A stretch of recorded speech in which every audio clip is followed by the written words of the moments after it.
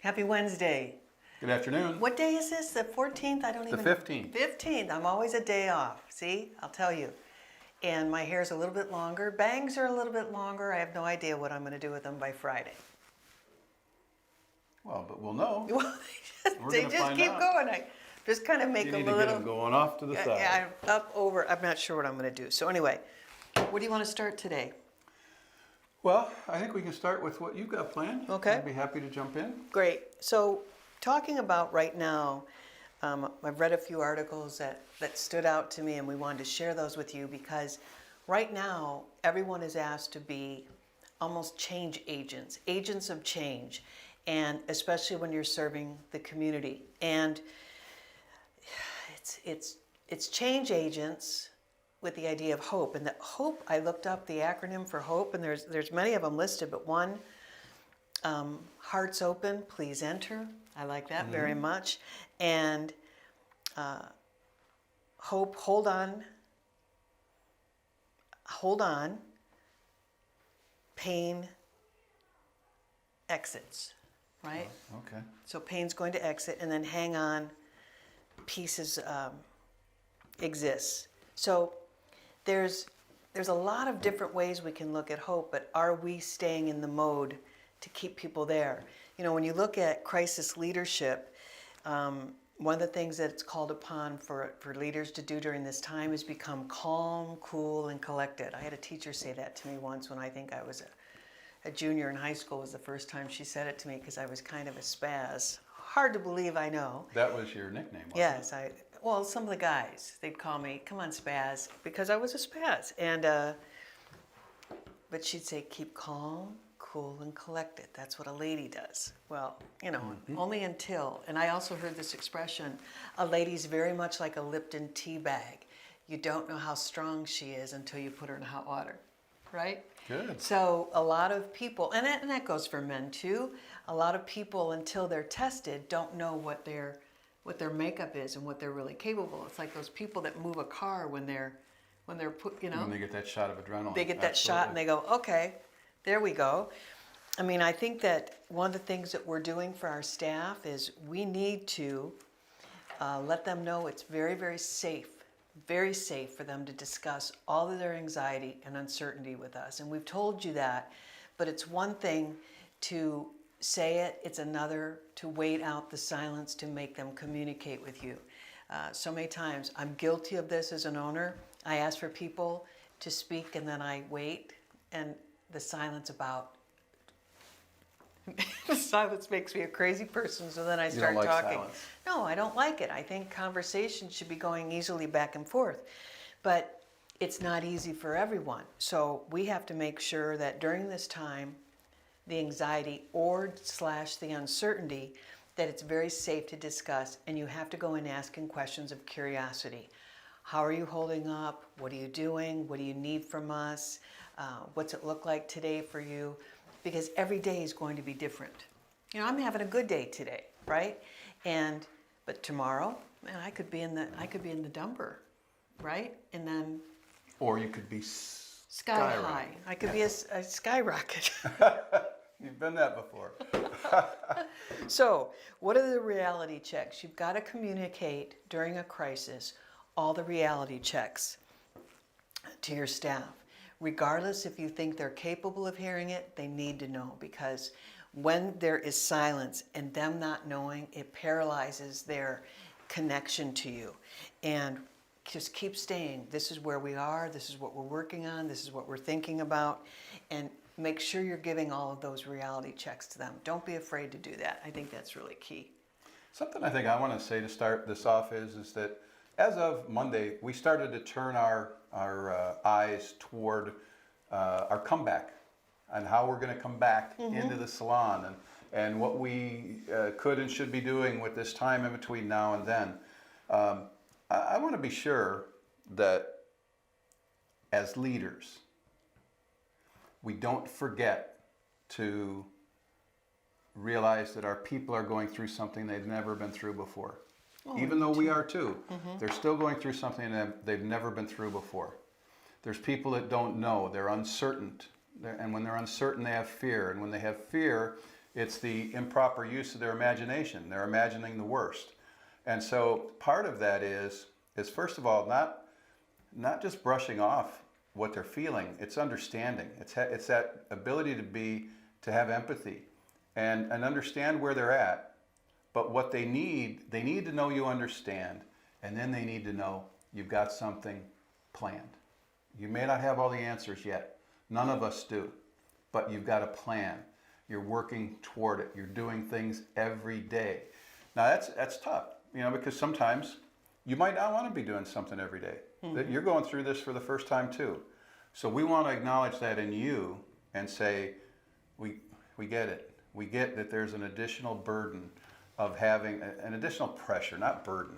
That's what we signed on for. Well, but there is that pressure to have what's next for our teams. Well, I think during troubled times, people crave information. Why do you think they have the news on 24 hours a day? They're looking for answers or something that's going to make more sense to them. I told you the other day, I've been banned from the news in our house, and I haven't been watching it. And it makes me feel better. And if there's something that alarming, I'm sure I'll get it. But to hear the same thing over and over and over again was doing my spirit no good. So, but people are craving information from you. So you say, look at the decisions we've made so far. I mean, I think that's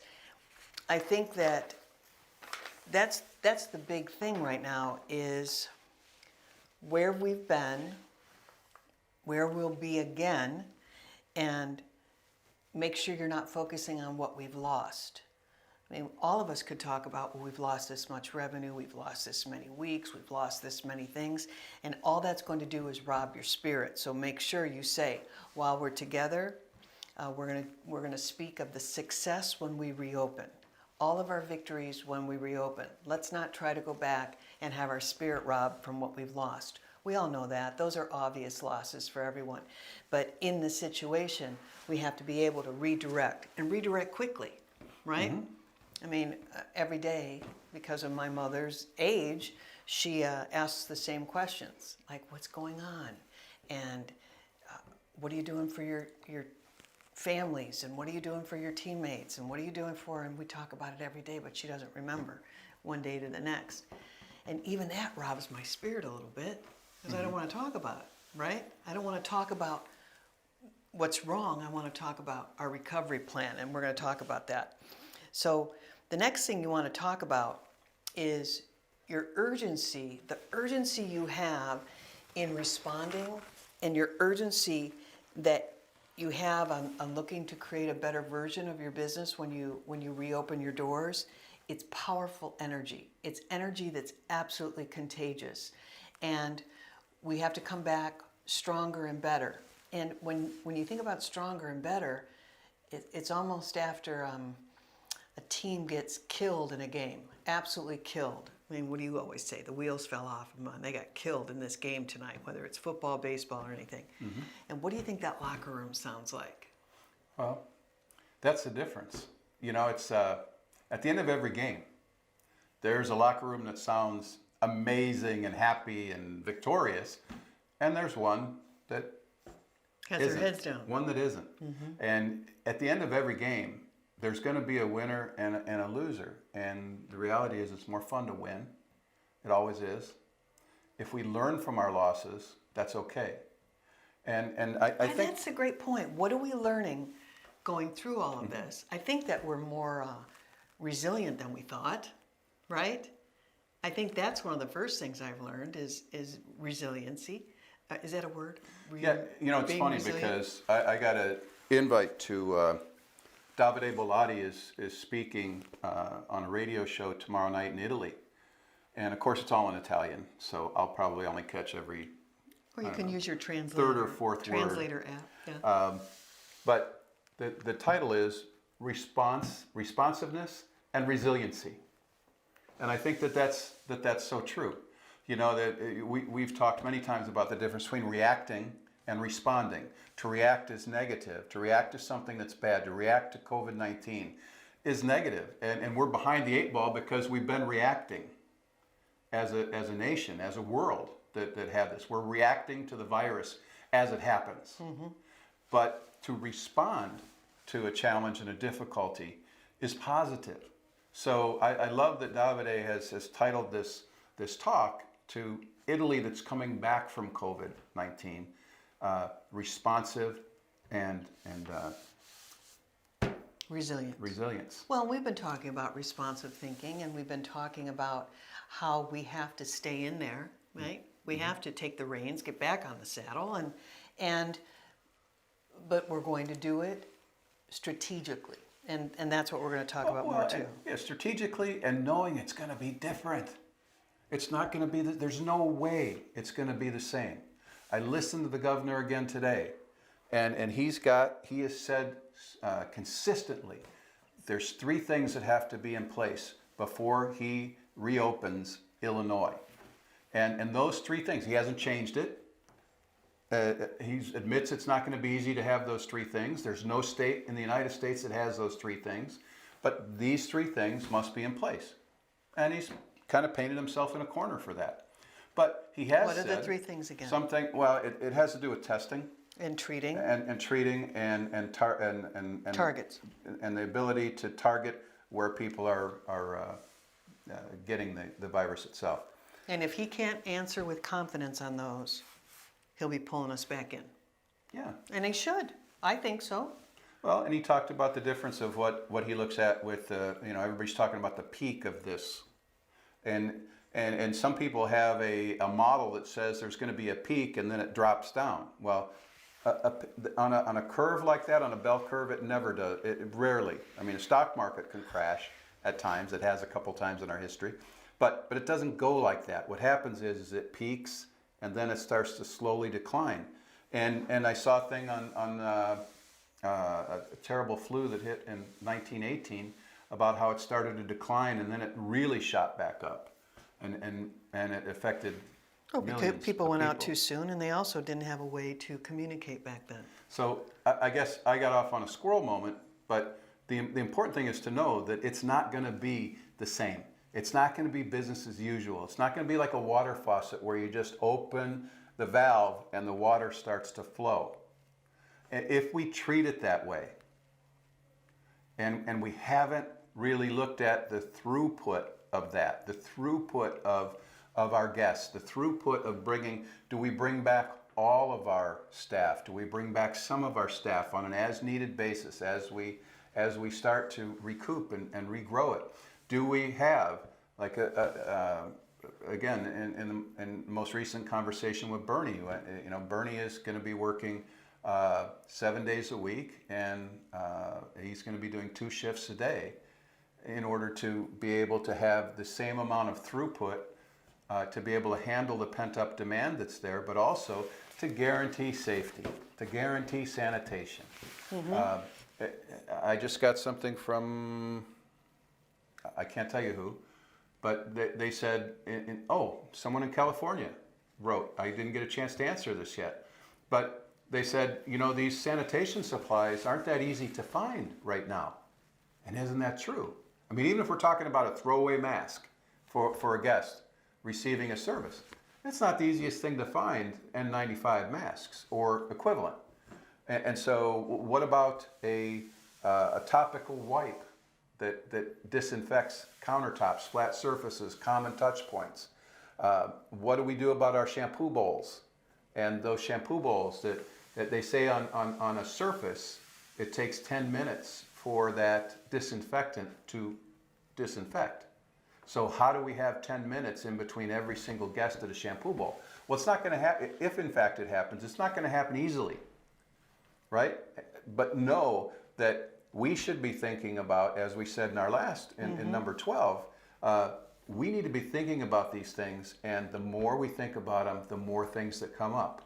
And also realize that some of the things that come up are going to be a change in the footprints of your business that every single one of your staff is familiar with right now. They're familiar with their footprints to success. Some of those footprints are going to change, and it's going to require new muscle memory, new habits, new behaviors. And those behaviors are going to match up with our values, our new values as a company, as a salon. in order to get to where we're going to go. So knowing all of those things and knowing that some of the supplies we may need are going to be not as readily available, right? Not trying to create a toilet paper scare, but it's reality. We all know that right now. As we sit here, we know that some of those things aren't going to be readily available, but we do have to. Here's the biggest thing. Whatever your list is, you need a safety and sanitation pledge to your guest. One that you can post, one that you can post in the salon, one that you can put on the station, one that you can hand to people, transmit to people maybe as they come in. But we have to have that. Well, what we're saying to you is, I mean, I can remember the amount of times we were told neck strips had to be used. And how many salons go, I'm not doing that. Yeah. Right? Yeah. They got bigger than the rules, or bigger, they decided what was necessary and wasn't necessary. We're telling you to keep customers, to keep your guest wanting to frequent your location, you have to have these disciplines in place. And it is going to be different for someone who works high speed, high productivity, high turnover. You may not be double scheduling. I think that's a question I got. Yeah, please don't. Right now, don't. Be careful. I would say no. When you come back, I wouldn't try to double, triple book. I mean, the whole thing that people wear those around like badges of honor, slow yourself down, because it'll make you look like you're not prepared for the customer safety. And remember, everything that looks like it's customer service or servicing the guest perfectly doesn't necessarily mean that it is. Guest service is not saying yes every time. And it's not allowing your schedule to be so full that we put people in harm's way. And you know, some of the things that we talked about the other day that we're going to say again, and this applies whether you are a single chair, operator, independent salon, or whether you are working in a salon that has 20, 30, 50, 100 hairdressers in it. It's still the same. You're working on one guest at a time. We also remember... Hang on. Oh, I'm sorry. And we're going to have to look at limiting the number of people in the business and the proximity of those people. Any way that we come back. We're anticipating that. Yeah, we're anticipating that. You know, the parking lot is going to become your waiting room. If we're going to say to people, you cannot have someone come with you and wait in our lobby, then you as a stylist can't have one person in your chair and another person in another chair and another person next to them. Exactly. Well, and the other thing that you need to think about during this time, and I lost my train of thought. See? Sorry, That's I okay. interrupted No, you did. I interrupted you, actually. I think that we're working on a better version of ourselves. And once again, we're going to say to you that we're really endorsing you come back with a limited menu, offering only 2 services at first to handle the demand and also to work on the disciplines of safety and security in the business. We would come back with haircuts, so cutting and grooming, as well as color touch-ups right now to start. That's where we would start, just those services. Because to open up your whole menu is really going to test your operation from a standpoint of scheduling and so on and so forth. So when you only have to have 2 services scheduled, it's going to make your operation more easily understandable by the team and probably even by the guests that are coming in. So when you look at the touch points, once again, connecting with your team. I know we say this every time, but it's huge. All these moments of connection are going to turn into a movement for you, right? It's going to turn into a movement. Rarely have there been team discussions like this while the business has been in motion. Most people are just busy making the donuts. But for us to have check-in points and re-establish those, even when the business opens again, make sure that those disciplines are in place. Also, something new that's come up recently. I know that some of you, if not many of you, are beginning to actually close and receive money from the PPP loans, which is the Paycheck Protection Program, which means that the whole purpose of that loan was to bring people back on board and start paying them. Well, guess what? Our salons are closed right now. So we're paying payroll, but they're not in the salon working. So what can we expect? It's so funny because I have a friend who got his PPP either yesterday or the day before, and he said, I called all my people and I brought them all back. And I said, well, what are they doing? Thinking I would get, gee, I don't know, I hope they're doing the right thing. He sent me back a 2-text list of about 24 things that he's got planned for them to do in this time off before they reopen. Good. And I wrote him back and I said, bravo, man. He ended it with, you asked. Oh, I'd like to see it. Right? And I said, bravo, great job. That's exactly what you should be doing. I mean, it's just right on. I wish I had written it. But the fact of the matter is that we can't think that we're going to just be able to reopen, have a morning powwow, and then start welcoming guests. You've got time to plan. How are we going to train this new way? Are we going to do any practice? Are we going to do a dry run for a couple of days, a soft opening, so to speak? Are we going to maybe invite first responders for complimentary services during that time while we work out the little finer details of our pledge to our guest of safety and sanitation? I think why we say that is because if we're offering, and we think that you should only be offering a couple services during this time, you're working on speed too. Speed is really key during this because we're not double scheduling or triple scheduling. We're working on speed and efficiencies. And when we get to the last part of this and getting your people's input, I think they'll have some good ideas about this. We also want you to be celebrating everything, all the small and big gains. For example, I'm having a good day today. I'm better today. That's a victory in itself, right? And the PP loans coming in, those are victories. Oh, very excited for all of you that are receiving them so far. That just makes my heart sing. Well, and then also all the steps that we've decided on. We have 8 things we've decided on our comeback. That's a victory. 3 weeks ago, we didn't know what we were going to do.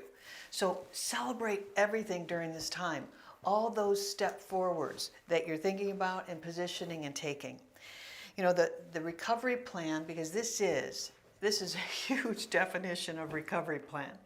When you take a look at it, there's a lot of people that can get on the freak out train. I think I heard a newscaster say that. The freak out train and the last stop is Catastrophe City, right? And that's true because it is a catastrophe. And how are we going to get that train going back full speed, full throttle, full energy? And when you look at coming together, and maybe during your Zoom calls now that we've been checking on people and maybe some of their anxiety is starting to lift, team ideas, green light way of thinking. And green light is all that, what can we do? What can we do? Nothing is a bad idea. Let's just put them all on the board and let's list ideas. And we've talked many times about no, yeah, but, and yes, and many businesses kind of have this song that they're singing. So let's say I ask a question, so what can we do when we come back? And people start giving ideas, and on the other side of it, people go, no. As soon as that no comes in, or that dismissed, we don't like your idea, it shuts people down, and they don't want to talk anymore. They don't want to give any input. So the thing to do during idea time is to encourage everything. The other response, besides no, could be, yeah, but, yeah, that's a good idea, but we tried that 5 years ago and that didn't work. Yeah, buts are really dangerous in businesses too, because that also shuts people up and shuts people down. The last one that you're looking for and need during this time with all of your people is yes, and. How about if we do a temperature read when they come in? Yes, and when they do, we bring them right over to this area. Yes, and just keep layering the ideas. You don't have to go with all of them, but it starts allowing people to think. Do you think Disney's doing that right now? Do you think all the companies are saying, how are we going to return? What does our comeback look like? How are we going to have a better version of ourselves. Because here's the difference.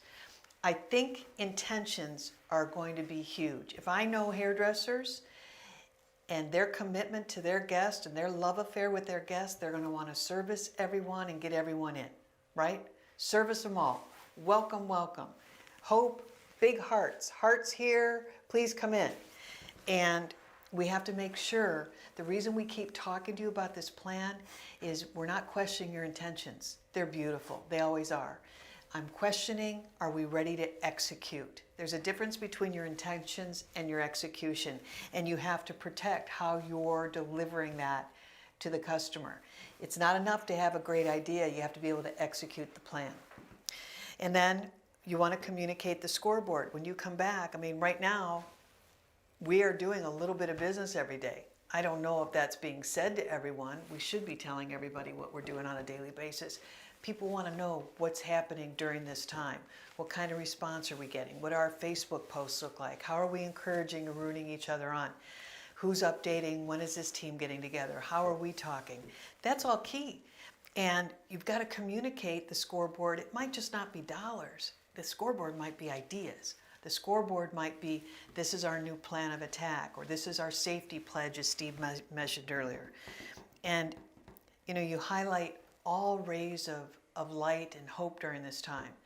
On the news it said, just on the ticker, China has had 2 weeks of where they've seen some comeback, right? In the economy. Well, that's a highlight. And are we going to follow suit? Don't know, but those are little highlights. They're not saying, China, they all jumped off the cliff and all of China's in the river right now. Well, we're not going to say that, but we are going to talk about what's possible.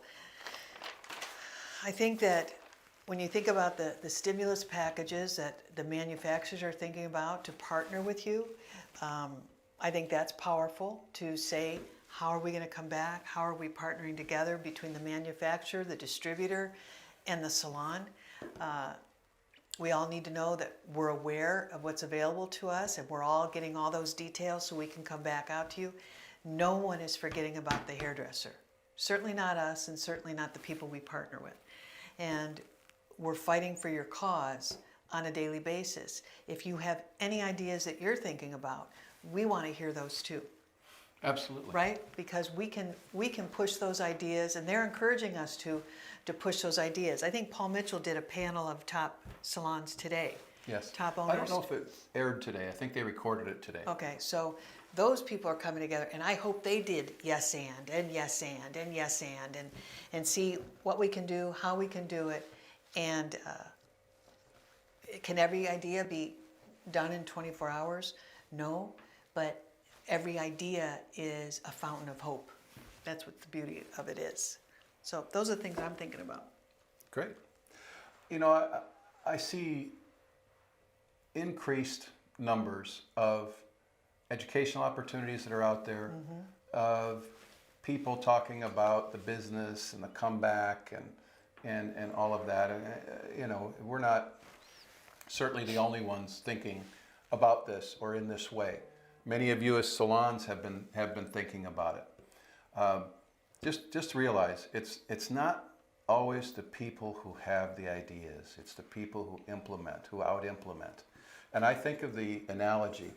If I were you, and we are who I'm talking about, we're not the biggest distributor in the United States of America. We're just not. We don't want to be. We want to be the best. We want to be the most loved by our guests and our clients. We want to be the most counted on by our salons. So.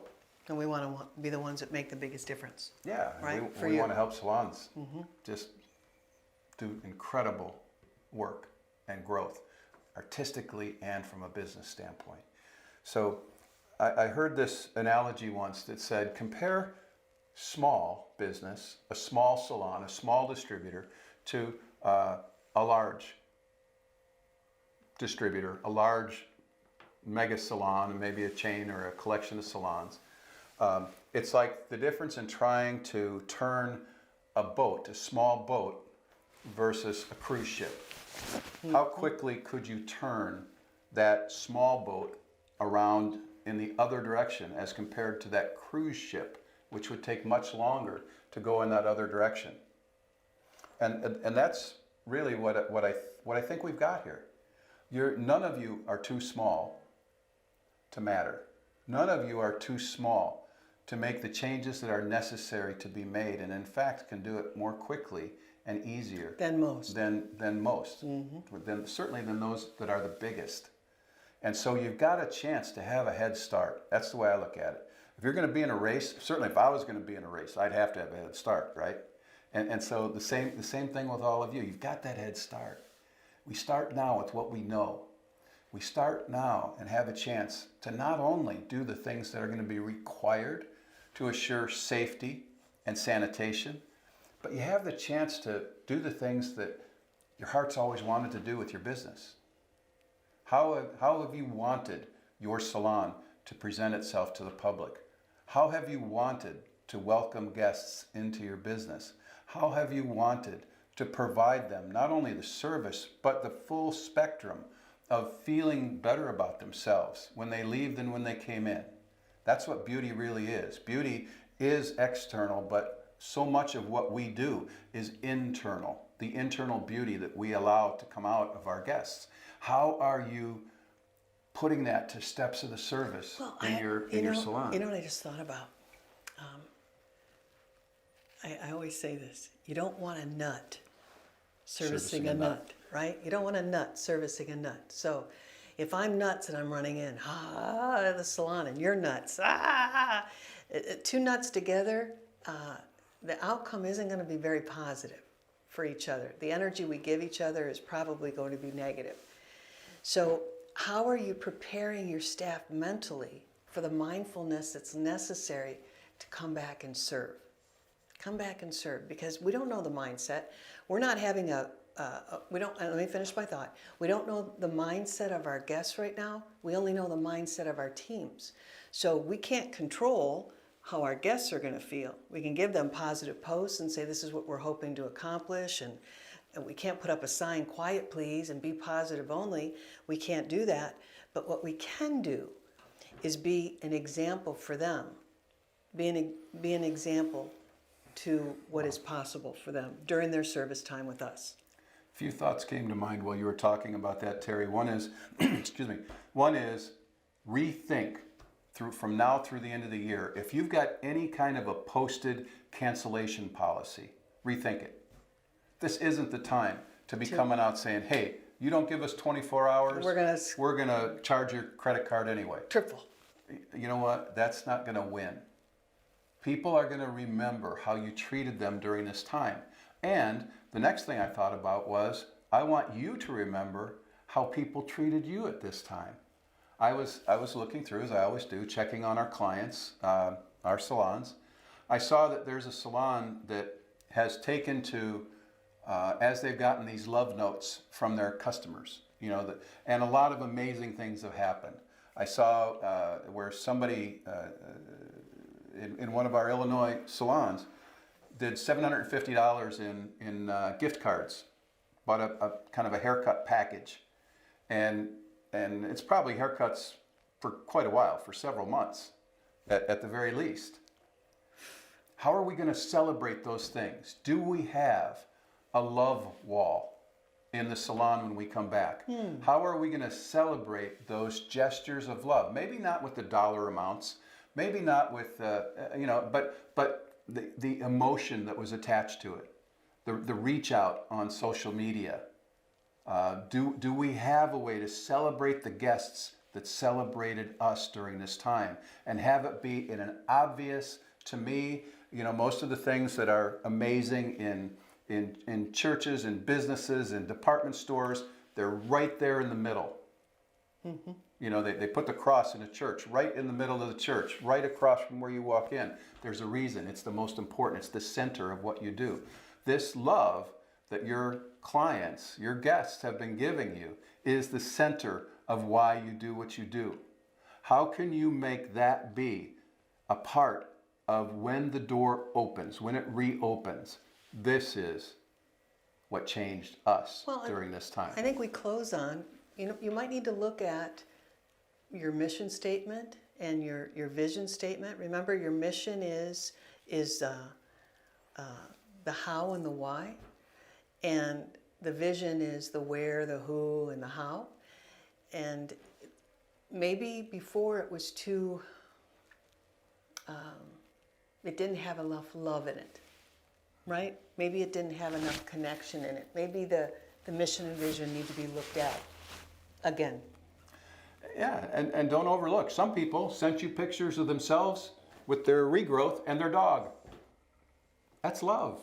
Those are love taps, but we can call them something else. Maybe you find a name for them in your own organization. Yeah, yeah. You helped us become during this time. I think it's it's just the right thing to do, whether it's a great opportunity, but our salons have always celebrated their guests. Now, can I tell you, just because we're going to wrap up, it is 1,000 degrees in here. It's at least 999 Well, I'm degrees. having a hot flash. I hope you're all enjoying it. But this is not American Idol. Remember? Because he goes, this is American Idol. No, Okay. I hate and that. so where do we go from that? This is what we're going to become, right? Yeah. Plan for it. Celebrate it. Make it yours. Make it unique, just like you always have. Oh my God. Know that we love you. Know that we're counting on all of you. Know that in this, one thing, in this series, this is now the 13th video or live that we can talk about. I want to be in the camera. They live not only on Facebook in our video section, but they live on our YouTube channel. Our YouTube channel is professionalsalonconcepts.com. Okay, that's our everyone website. On YouTube. This is No, our son Facebook. Jack. I am the son of mom and my mom of. You're the son of mom and dad? I'm gonna be on YouTube. I might see myself on YouTube You because might. this is gonna get taped to YouTube. Isn't Thank that you, powerful? everyone. Thank We you. love We'll see you Friday. We'll Blow see you kisses. Friday. We'll see you Friday, everyone.